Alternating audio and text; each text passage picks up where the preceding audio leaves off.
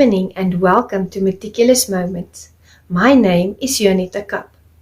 You can reach me at meticulousmacarons@gmail.com or find me on LinkedIn. Since the COVID-19 pandemic hit the globe, I've had the wonderful privilege to meet a wide array of fantastic individuals. These individuals have truly touched my life in so many positive ways. Amongst this group of people, there are authors, public speakers, life coaches, poets, leaders, and visionaries. They are the unsung heroes of our time. Therefore, I decided to start the Meticulous Moments movement out of a sense of my gratitude. It is my way of giving back to the community. Let us share and reshare their stories in an effort to build a better society.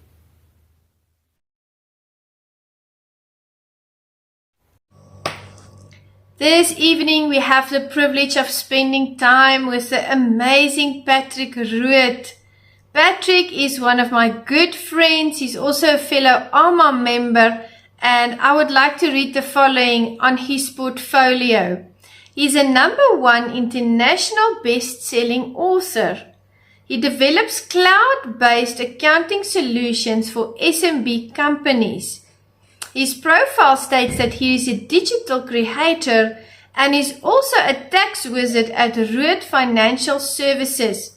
Patrick is such a special human being. I had a lovely, enlightening interview with Patrick. Sit down, relax, and listen to him as he shares the stories of his life, how it shaped and sculpted him into the leader that he is today. Thank you so much for joining us. And with that, we want to welcome our special guest. Welcome, Patrick Rood. Good evening, Meticulous Moments audience. Thank you so much for joining us for yet another enlivening session at the Meticulous Moments podcast, where we facilitate community upliftment through leadership development. And this evening, we have the wonderful privilege of spending time with the amazing Patrick Rood. Hi, Patrick. How are you? Good, Juanita. I'm doing well. How are you doing? I'm doing so well. It is such a delight to have you here. Now, we've been on the same Zoom calls. We both belong to the AMA family, and we've had a virtual coffee before, and we've spoken on Messenger. But for the audience members that are not acquainted with you yet, would you like to just introduce yourself? Yeah, absolutely. So my name is Patrick Rood. I am the owner of Rood Financial Services. We're a tax and accounting firm and fractional CFO firm. So we cover, I have 3 offices in the U.S., one in Michigan, where we originally started the company, one here in Philadelphia, which is my main office, and then one in Tampa, Florida, which is a satellite office because we have a lot of clients down there. I get around a bit. That's quite the portfolio. I mean, you are also an international best-selling author, and you are called the tax wizard. So, I mean, wow. Please elaborate on that for us more. Sure. So I'm a 2-time international best-selling author, actually, in the U.S. and Canada, with 2 different anthology books. And I'm actually working on my 3rd book right now called The IRS's Dirty Little Secret. And that's getting ready to launch in January. I have been affectionately termed the tax wizard because I make it my goal to try and screw the IRS out of as much money legally every year as possible. So I like to think of it as my goal to try and get people's hard-earned money that they have been paying taxes on back in their pockets. So I also am, I don't know if you can tell from my background, but I am the, this side, the owner and operator of the Financial Fitness Academy, where we teach people about financial literacy and help them understand finances and tax from an entrepreneurial standpoint, because the tax code is written in the U.S. is written for the entrepreneur's benefit and not necessarily to benefit people that are working a regular job. Oh, very interesting. And what I love is the fact that you do what you do unapologetically. You're very straightforward. You just say it like it is. I love that. Yep. That's awesome. I'm working for the people. I'm not working for the man. No, that's amazing. I commend you on that. Like, I think that is something about you that really stands out. And you know how to work with people. That's very important when you are especially in the line of work that you are in. It is. I wish that, there's often, I think all across the world, actually, there's a stigma with, financial professionals is that they're all about the numbers. And, and that's true with a lot of people. Some people are geared more towards being introverts and working with data and things like that. And so that's sort of the difference that I bring to the industry is that I'm, good with the numbers and good with the data, but I'm also more so focused on, making sure that my clients have a good experience and that they're actually, putting their money to work and able to accomplish their goals.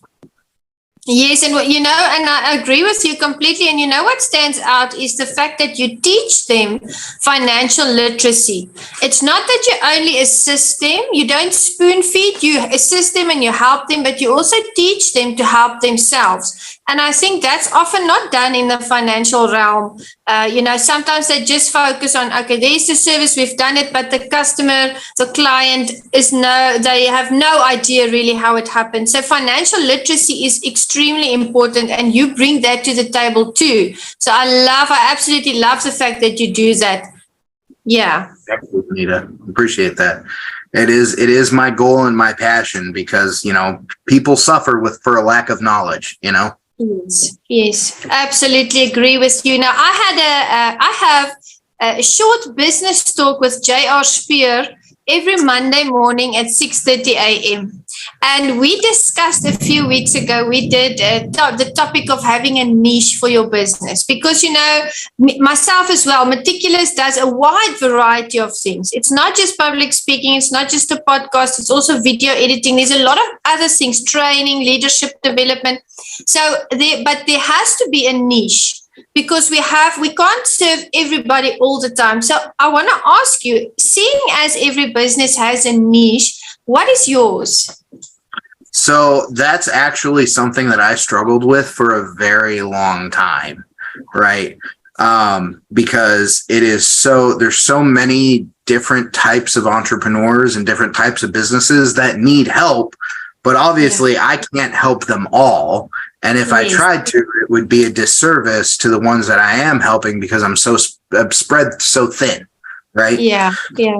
So coming up with my niche is actually businesses that make under 30 million in annual revenue and that are primarily in the geographical location of Michigan, Philadelphia, and Tampa. Yeah. So that's a very broad niche, but in my industry, it's a very specific need that is not necessarily underserviced, but a lot of tax and accounting firms, or specifically accounting firms, especially the ones that are well established and have a lot of resources, they don't necessarily want to work with smaller companies because they're not going to get a lot of money from them. Right. So it's difficult. Yes. Yeah. And so working with companies that are from startup to 30 million, it works well with my financial education model because we actually work with the entrepreneur to help them scale their business to, $500,000, million and beyond. Right. Wow. And so it's, I've had a lot of great success with that, two in particular, being a roofing and solar company that we helped work with the owner and their staff to grow them from, I think they were doing just about $5 million a year when they came on with us, and they actually outgrew our firm this past year. So we had to send them off to someone else to get the help and the services that they needed because they reached that $30 million threshold a year in revenue. And I was like, you guys need more than me now. You guys need more. Wow. That is phenomenal. And there was another guy that we helped who owns a marketing agency, and me and him became fast friends, and he relied on me for a lot of business coaching and just like procedural things, and trying to figure out how to run and get his business going.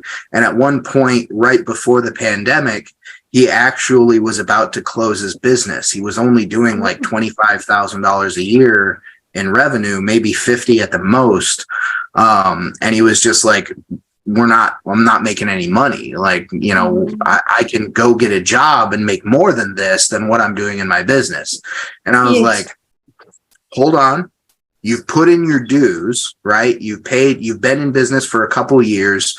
You've established what you're doing. You've found your niche, right? You found your audience, you found your target service, you've gotten all of these things in place. Let's keep dialing in on that, and let's continue to do the things that we're doing. And it's just a matter of a numbers game at that point, meeting the right people, getting enough people in your sales pipeline, closing deals. Like, there's so many different things you can dial in on a business to figure out where the problems are and what adjustments you need to make to figure them out. And so the end of 2019 into 2020, 2021, and so far in 2022, he's on track to go from $25,000 at $50,000 at the end of 2019 to now doing over $500,000 this year. Wow. That is phenomenal. It's amazing what can happen when you have the right firm on your side, when you have the right coach and the right guidance. And, I was sitting and thinking when you told me about the first business that you have to now pass on to another firm, that the proof is always in the pudding. And, since I met you, I always saw that you are a strong entrepreneur, and it's not just a job for you. You are passionate about what you do, because there's a backstory. And I'm going to ask you that because I forgot to ask that question now that I think about it. What's the backstory behind you and starting what you started? I would love the audience to know, because I thoroughly enjoyed it. Sure, absolutely. So the reason that I got into accounting was because of my father. My father became an entrepreneur. He wasn't college educated, but he became a plastic extrusion engineer and worked for 30 years in the field to become one of the best in Michigan, where I grew up. He worked with all the large auto manufacturers like Ford, GM, Chrysler, Honda, Hyundai, all of those. And then he was like, well, why wouldn't I try to go out on my own and take the knowledge and experience that I have and try to build a legacy? So that was my experience growing up, is that, for after the, probably right about 14, 15 years old, he got into starting his own business. So I got to witness that firsthand. And he lasted in business for about 6 years, maybe. And he was doing a few $1 million a year in business himself. So he made it over the 5-year hump, was running, had employees, was running, 3 shifts, 24/7, 365 all year long. Yeah. And he made a choice to, not involve himself in the finances and rely on somebody else to handle those. And instead of finding a non-biased third party to handle all of that stuff for him, he chose to, as some of us do, rely on family members. And so that can kind of create all kinds of dynamics, and, nothing necessarily nefarious happened, right? There was no embezzlement. There was no cheating, none of that, right? Yeah. But, my father not having a handle on his own financial situation in business, not knowing where the books were at, not keeping up on them, not keeping up on paying his taxes, and then relying on someone else to, provide him with that information. And then when he needed it, not being able to get it, ended up with the IRS putting a lien on his business and literally shutting him down overnight. He had to sell his equipment out from underneath the IRS to one of his customers and go to work for his customer running his business so that he could pay the IRS off. It was such a traumatic experience for our family that it ended up with him having a mild heart attack, mini strokes. He ended up in the hospital just from all the stress. And it was probably the greatest learning experience that I ever had in my life, because I was like, this is something that is needed vitally. Like, entrepreneurs need to be educated, and there's just, not enough resources that are available to people. And if my father would have had the resources available to him, then we would probably still have the business to this day, and he would be quite successful. But the crashing and burning of my father's business led me to start my own firm and to help make sure that that situation didn't happen to any other entrepreneurs, as long as I was able to prevent it. That's amazing. That, knowing the backstory now just brings so many things to light again.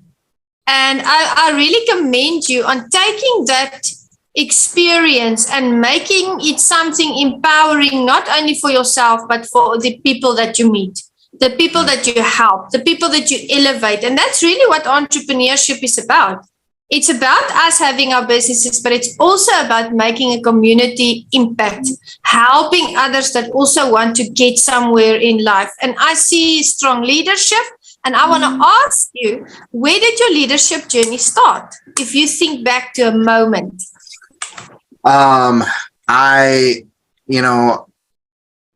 Honestly, I think I was kind of born this way. Good. It's interesting. I think it probably came from my father. My father has always been a very strong leader, so I inherited that from him. But I don't know if that was necessarily out of necessity for him, or the fact that he doesn't play well with others. So it's a trait that I naturally sort of acquired over time. But as you know, like, fine tuning that into constructive methods rather than destructive methods can also be sort of a crapshoot, especially if there is no like mentorship or leadership, to support that. So I always had a desire for leadership. And to lead and not just follow. I was very, what did my mother call me? She called me a very strong-willed child. That's a nice way of putting it. Exactly. So I always had strong opinions, and I always had very strong viewpoints. And if you're familiar with the Bristol-Myers Squibb personality test. My personality is the debater. So I debate for fun. I don't necessarily debate to argue or to be right, but I just enjoy the banter. And honestly, in some of my relationships, that became a stressing point.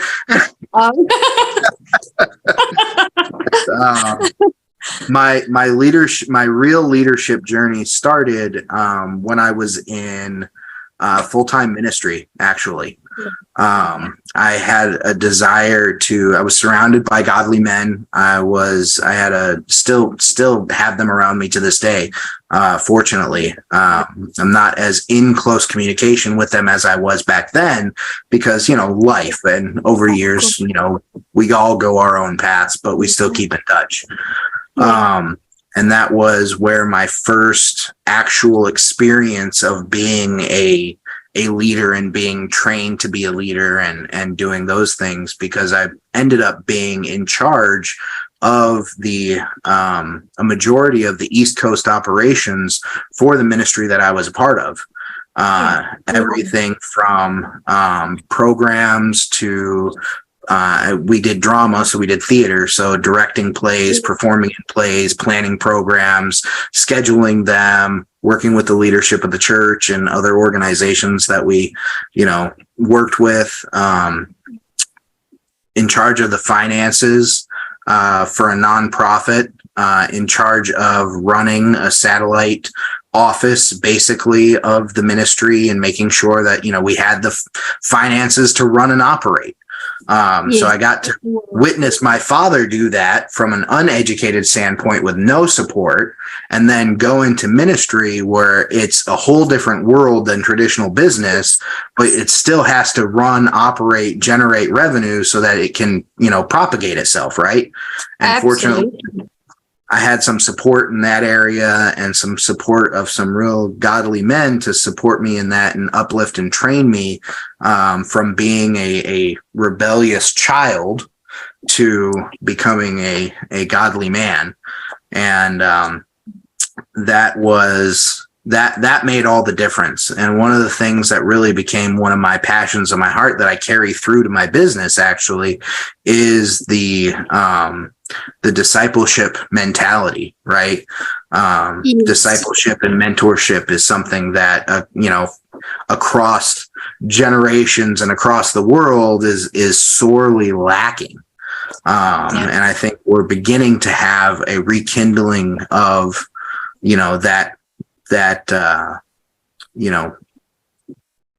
desire for mentorship and leadership, and it's becoming much more prevalent in the entrepreneur community. So that's very heartening for me that people are recognizing I can't just do it on my own.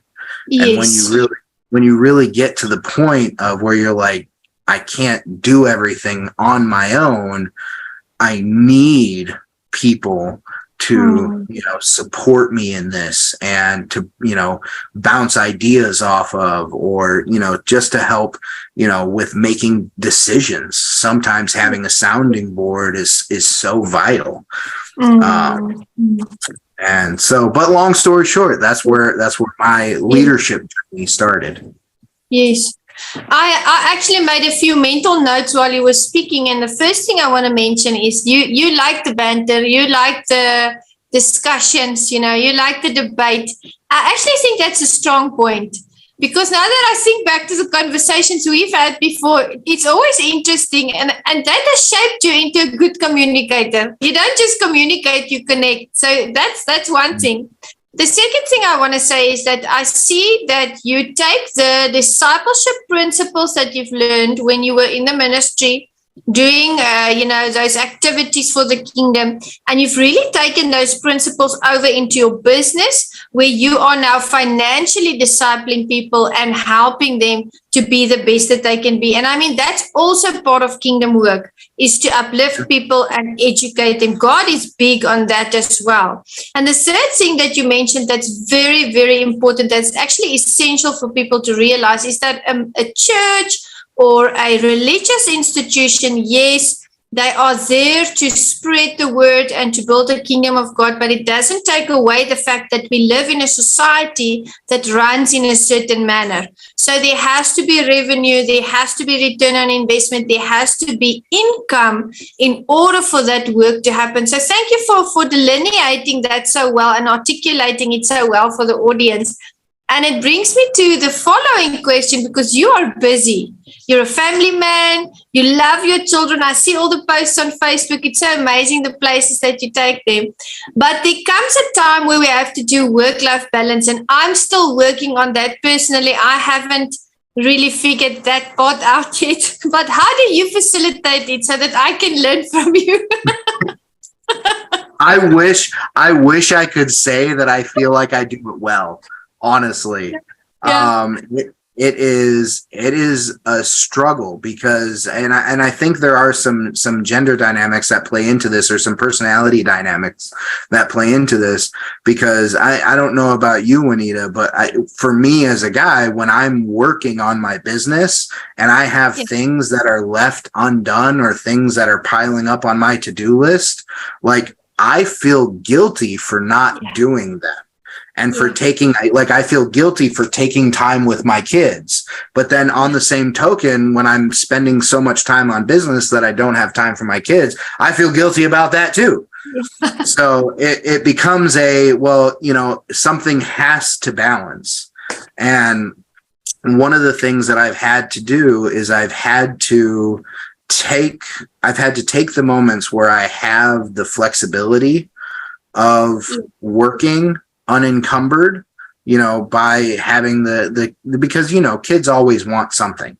And that's not wrong. They want attention. They want, snacks. They want to play. They're trying to learn, and you're being an example to them in just being, and the decisions that you make and the things you say and all that. Right. So figuring out and looking at your life in terms of, okay, well, there are natural breaks that happen throughout the day. Right. Yeah. Like, for instance, right now, I've got all 3 kids. 2 kids are at school. The baby's upstairs taking a nap. And as soon as we're done here, I've got to wake up the baby and go get the kids from school. So my time to work unencumbered with, without my little ones is, when I have them from 12 until 3. That's when I have a good solid 3-hour break where I can get work done. And then I also have a little bit of time after I drop the kids off, and I can just, set the baby up and let her play and do her thing. And, I can get office work done then, because it's interruptible work, right? It's not like I don't have to be on a meeting with someone, or I don't have to be, talking to a client necessarily, or I can be on hold with the IRS for 3 hours in the morning and play with my daughter while I'm waiting for the IRS to answer. And then when they do, I hand her a toy, I go do my phone call, and, we get back to it when we're done. So it's finding those natural rhythms. And then I'm also very much a night owl as well. So I put the kids to bed at, we start bedtime at 7:30. They get to bed by 8:30. Everyone's asleep.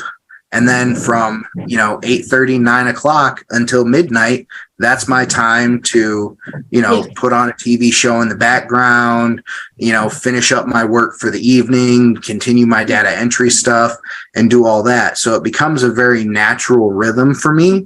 So that way I'm giving devoted time to the children, but also devoted time to my business that's providing their life. Yeah, my dog heard the weather outside.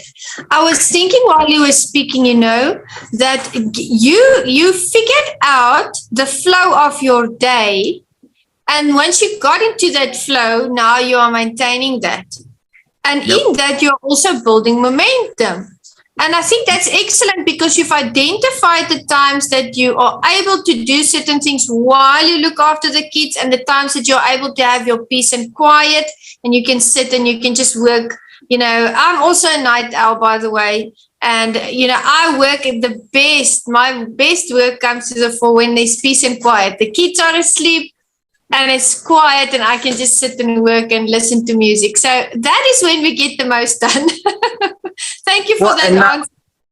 Well, and I think it's important to also not try to force it. Like, we're the architects of our own schedule and life, right? But if you've got something in your life that's just, it's always a struggle to continue to do it, or it becomes something that's inconvenient to your life, obviously that's something that needs to be readjusted. Because if you're trying to force it all the time, if you're trying to force time with family, or force time with friends, or force time on your business, and you're not, in a headspace where you can actually get something accomplished, then you're doing a disservice to whatever you're trying to devote your attention to, because you're not there, right? Absolutely. I always tell people, I actually did a keynote for the CLA on Wednesday night, and I said to them, I don't control the waves. I just ride them. I don't control it. I ride them, because I know I'll reach my destination in any way, and it will take me much less effort than trying to control every single little piece of my life. So thank you so much.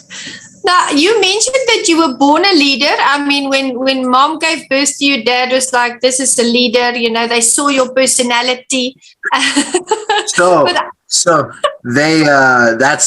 My birth is actually a bit of a story. I didn't know that. How did I know that? Please tell.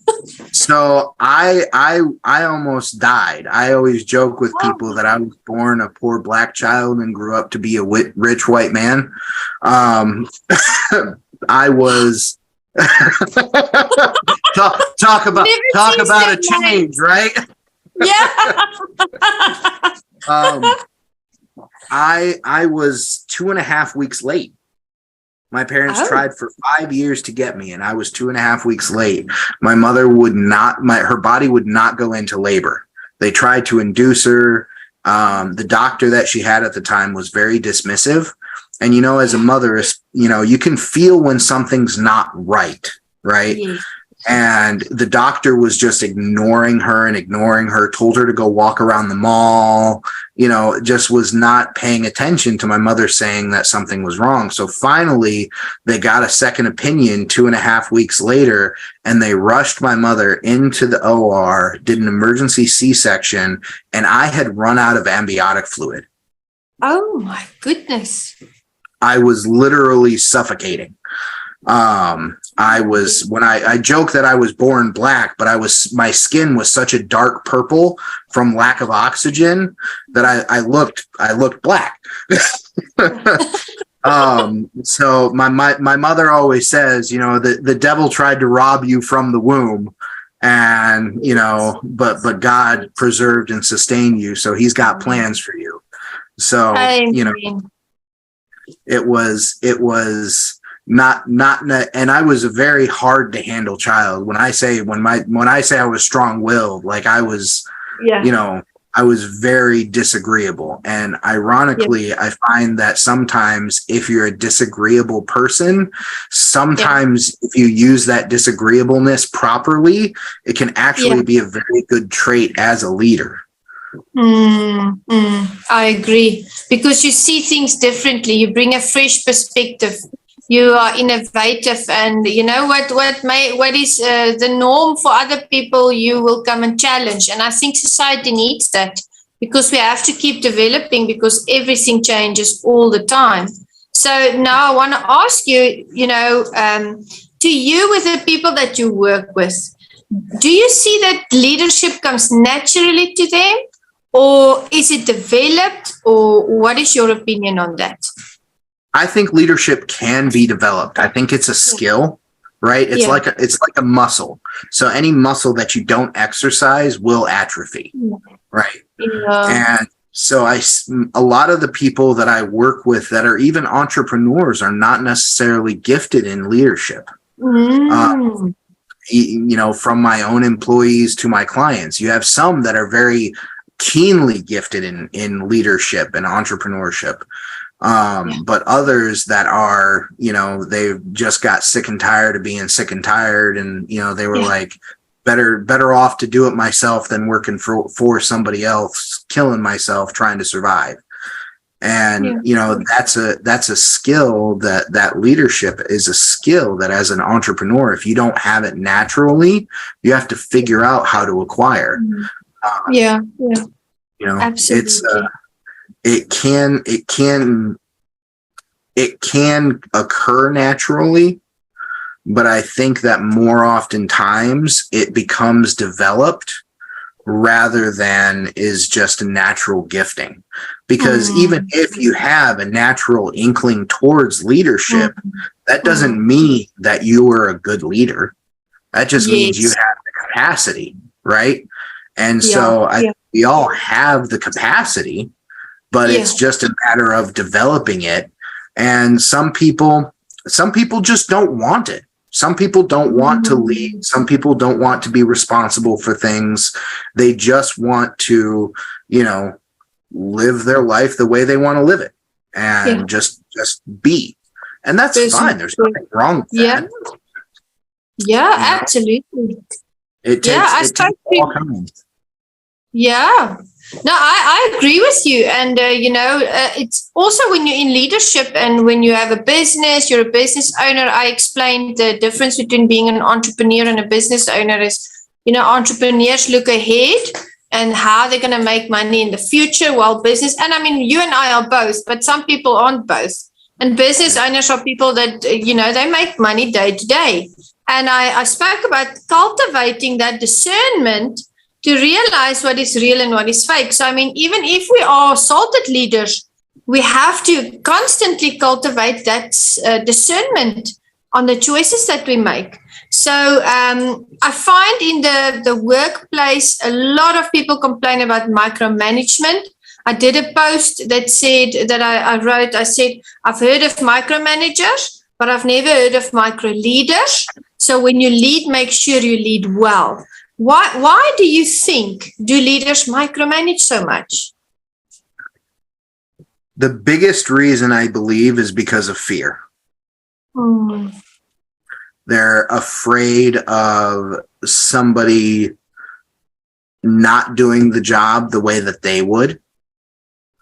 And they're afraid of the ramifications that may come of that. So oftentimes I find personally that when I'm in a fearful state, that's when I am the most astutely locked in and aware of everything around me, right? And so to try and mitigate that fear, we sometimes will go into control mode, right? So we have to control everything around us, or the things that we can around us, in order to have some of that security. And sometimes I find that if people would just trust their employees in the workplace and take the time to teach them, then they don't need to micromanage.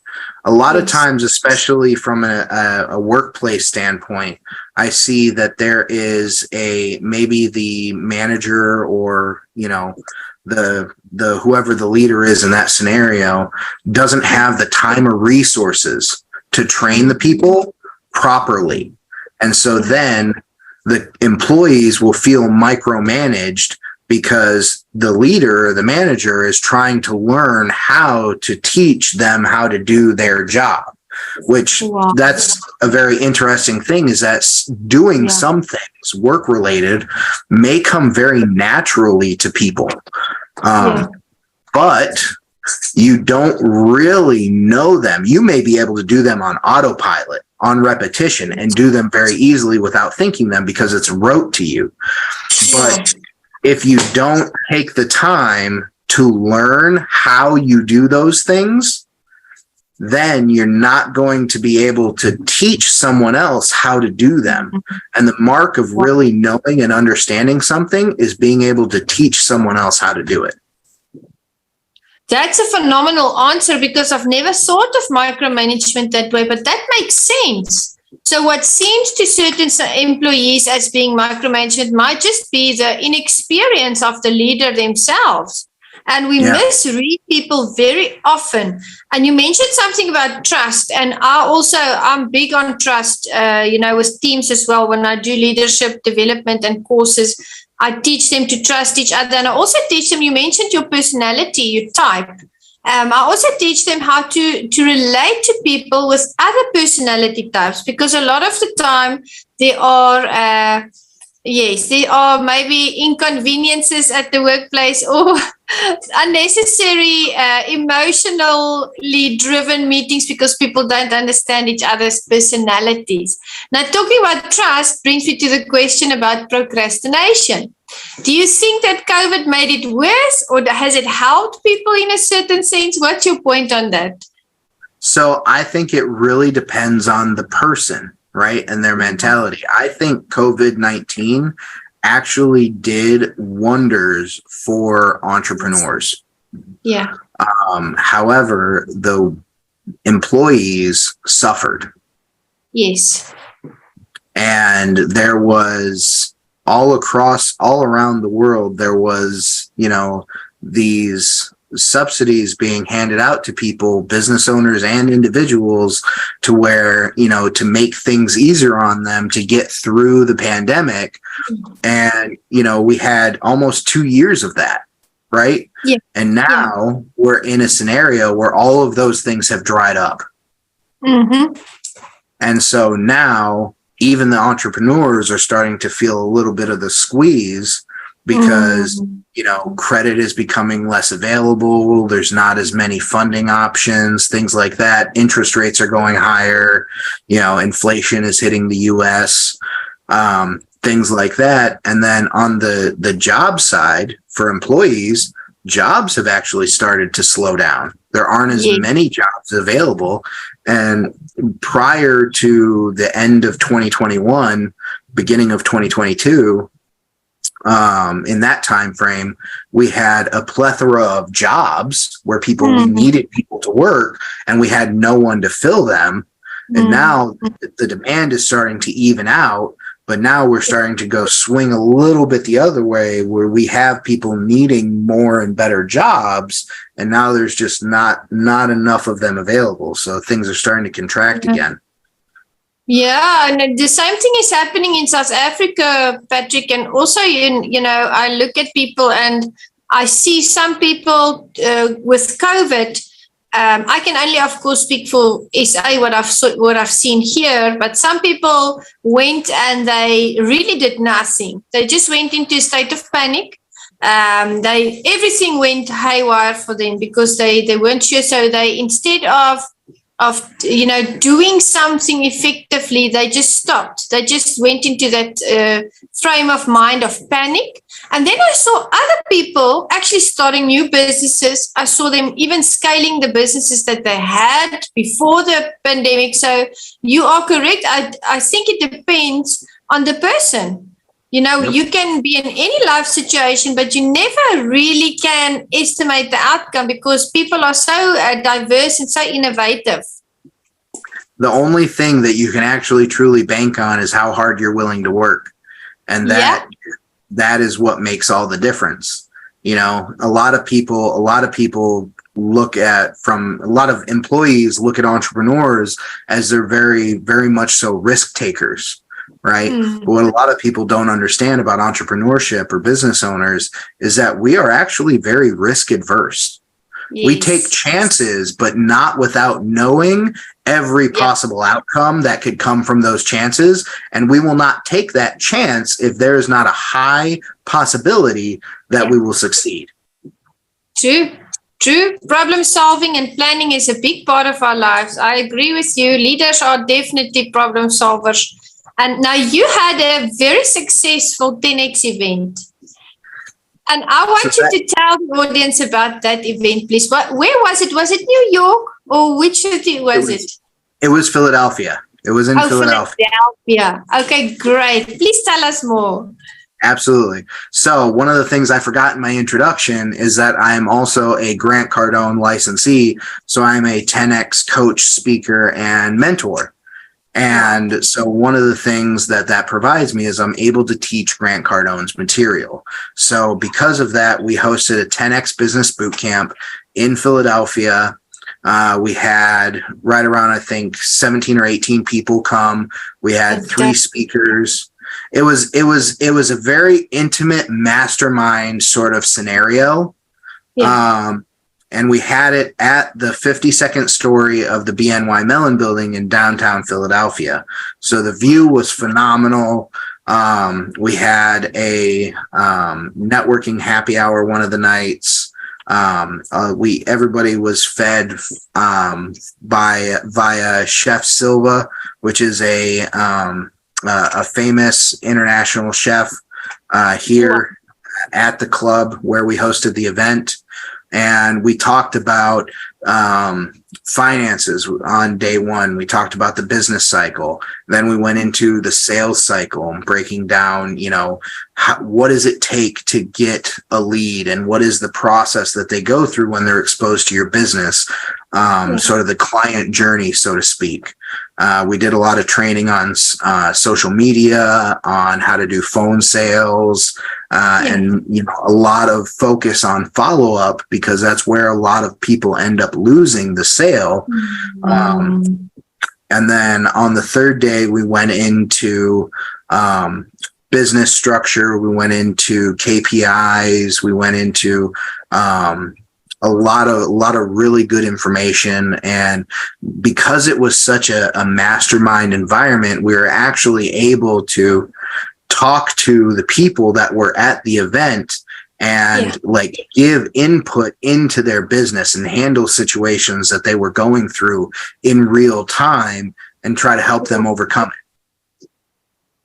I only had great feedback. I saw on Facebook everybody was ranting and raving about that event. So you definitely did something right. I mean, the people were just also excited, and they were even asking when is the next one. And so I believe that you did a good job. That's the only thing I can hope for, is that any information that I provide to people, or any, insight that I provide into someone's business, is really just to help them accomplish their goals. Beautiful. I love that. Now, I'm from South Africa. You are all the way there in the States, and I'm so thankful for technology that connects us. And I want to ask you, you have had ties with South Africa before. Would you like to tell us what you love about SA? I love everything about South Africa except for load shedding. Yes. I feel you. South Africa is such a beautiful country. I mean, the first time I was there, one of the things that just really stood out to me is we were driving across the Lowveld, and we were on our way to the Kruger, I think, from Johannesburg. And I looked out the window of the caravan that we were in, and there was this huge cloud in the distance, and you could see the top of the cloud. And you could see the dark storm underneath it. And I was like, it just looks like the sky is just closer to the ground. That was just, I don't know why that stood out to me, but it was just amazing. And one of the things that you actually, I don't think I told you, but I actually have a secret tie to South Africa from when I was a child. Oh, you didn't tell me yet. Let me know. I'm curious. All right. So when I was 4 years old, my sister was just born. We lived in Maryland at the time. And me and my grandfather, my parents were at a doctor's appointment. And so my grandfather was there taking care of me. And we were playing outside at the steps. And it was this backcountry doctor's office. In my memory, it looked like it was like a mobile home parked in a gravel driveway, and I'm sure it was an office building, but it didn't look very impressive, right? And so we were playing around, and it was a little bit overcast, so there wasn't a lot of sun out. And so my grandfather saw something sparkle underneath the steps of the doctor's office where we were playing. He was like, "Hey, Patrick, what's that? Go grab that over there." Yeah. And so my 4-year-old self toddled underneath the steps and grabbed whatever was shining and brought it to my grandfather. And I still have it to this day, but it was a ring. It was a gold ring. And it had the head of a lion on it, and 2 diamonds in the eyes, and an uncut ruby in the mouth of the lion, and then stamped on the inside of the band, stamped, not engraved, stamped, was from South Africa, 1900. My word. I never knew this. That is impeccable. And you still have it to this day. I still have it to this day. Yep. That is phenomenal. I love that. I love that. That is a special memory to always remember, So you definitely have ties with South Africa. I mean, there's no doubt about that. Tell me, Patrick, yes, no, please continue. Oh, I was going to say, what are the odds that a 4-year-old finds a 24-karat gold ring with diamonds in the eyes? What are the odds? Really? And then he keeps it. So how many years did you keep it? I've had it for 31 years. 31 years. Absolutely phenomenal. Keep it safe. Always remember that time. And that's really something special. It's not every day that you hear something like that. Absolutely phenomenal. I love that. Now, I want to ask you, leadership is such a diverse topic. do you see any differences between the leadership in general, between maybe individuals or companies in the States and South Africa?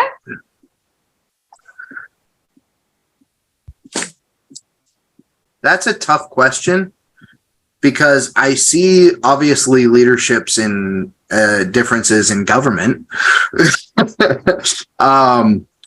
Absolutely, I agree with you.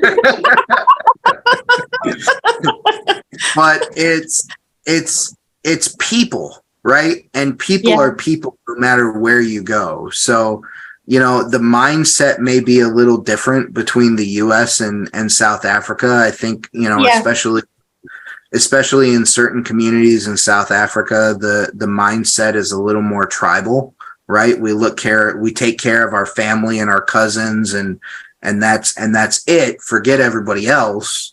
Whereas, you know, places in the States, it may have a similar mindset, but it's a little more broad. Like we take care of our neighborhood, not just our family, you know? Wow, I love that. And I think that's probably one of the starkest differences that I experienced. But no, I would say people are people. Like leadership is the same. You have people that are going to rise to the occasion in South Africa, and you have people that are going to rise to the occasion here in the States. So I find this information and these aspects very, very interesting because I like to do research and I love people. I love getting to know people, all kinds of people. I don't even mind if they disagree with me on things or if their personalities are the complete opposite of me, but I like to learn about people, the psychology of people. And now you've also enriched my life by bringing that to the fore because now I actually realize it. You know, I see it. Sometimes we just need someone to put a little bit of focus on something for you to notice it. So thank you for that answer. That is phenomenal. And I agree with you on all the other points. Load shedding is the worst. My goodness. Patrick, tell me. I would love to know who your role model is. So I have a lot of role models. One of my biggest professional role models is Grant Cardone, obviously, you know, as like, I figure, he's a billionaire. I'm going to be a billionaire someday. So I better start, you know, thinking and learning how to act and think like he does. Right. Yeah. But personally, my two greatest role models in my life have always been my grandfather and my father. You know, my father was not always the best father, but he was going through his struggles and everything as well. And, you know, and becoming a father myself, I can identify some of that a lot better now and be like, oh, okay, well, that explains a lot now. You know, but my grandfather was a huge influence in my life as far as the kind of man that I wanted to be. That's amazing. It's not every day that I get that answer, you know, because it's lovely to see that there are still families where the bond is close and where those leadership skills are transferred. And, you know, when we go through things, like you said, when we go through things as parents ourselves and we look back, we really then actually realize why our parents acted the way they acted and they did the things that they did. So I believe in giving people the benefit of the doubt. That is something I do. And sometimes it's not the best policy, but I still feel that I show love in that manner. Now, our time has flown by so quickly. We have 10 minutes left and we have 3 questions. I can't believe the time went by so quickly, but that happens when you and I have conversations. It goes by quick. Tell me, Patrick, what is your favorite leadership quote? My favorite is probably right now, my favorite is from John Maxwell. Yeah. And it is, let's see. A leader is one who knows the way, goes the way, and shows the way. Love that. I love that. Knows the way, goes the way, and shows the way. Getting that knowledge, walking in it yourself, and showing it to others. And that, you know, Patrick, you are living that. You are living that. Yeah. You are in your business. So you've become your favorite quote. That's good. Listen, I want to ask you, what is next for you? Retirement, hopefully. No. You are way too young to retire. No. I'm way too broke to retire. There's a difference. I love that. That's another one of my favorite quotes, is that age is not a requirement for retirement. Money is. Good. I'm going to write it down. So what's next for me? Obviously, my book launch in January. That's a big one. Transitioning my firm to more offices and opening things up, and then doing some speaking on stages domestically and internationally. So that's the plan over the next couple years, is to do that 5-year plan. And yeah. It will be a world of change between now and then. Yeah. And you've done the hard work. You've worked hard. Now you're going to start working, your SMART will come in, your 5-year plan. You've laid the foundation. You're busy with all these activities. You're actively growing them. And for the audience that don't know, I believe that Patrick and I will both be at the Business Bootcamp in 2023 for the Author Millionaires Academy. Yeah, can't wait. 6 and 7 January. So look out for that one. He's going to launch his book. We are very excited with him. And then the final question, any words of wisdom to the audience? Absolutely. Understand the business cycle, right? Yeah. And if you are a creative person, revel in the creativity throughout the business cycle. And what the business cycle is create, close, and duplicate. And that is how essentially you structure a business, very simplified, but you create your product or your service, you create what you're bringing to the world. And that is, in my opinion, one of the most creative times and one of the most creative points in the process. You can be creative throughout it, but you're literally developing something new and bringing it to the market. Right. Mm-hmm. And so that is a big one. And then close is you gotta, as Grant Cardone says, who's got my money? You got to do sales. You've got to close money. You got to, figure out what the market's willing to pay for what you brought it, what you created, and go out there and get it to people. And so close, that's the other C. And then D is duplicate, and you just keep the cycle going. Do it again. You made one product, you got one sale, get another one. Yeah. Copy, edit, and paste. Absolutely. Create, close, and duplicate. Yep. So words of wisdom are beautiful. Be brave, be bold, and just go out and do it. I love that.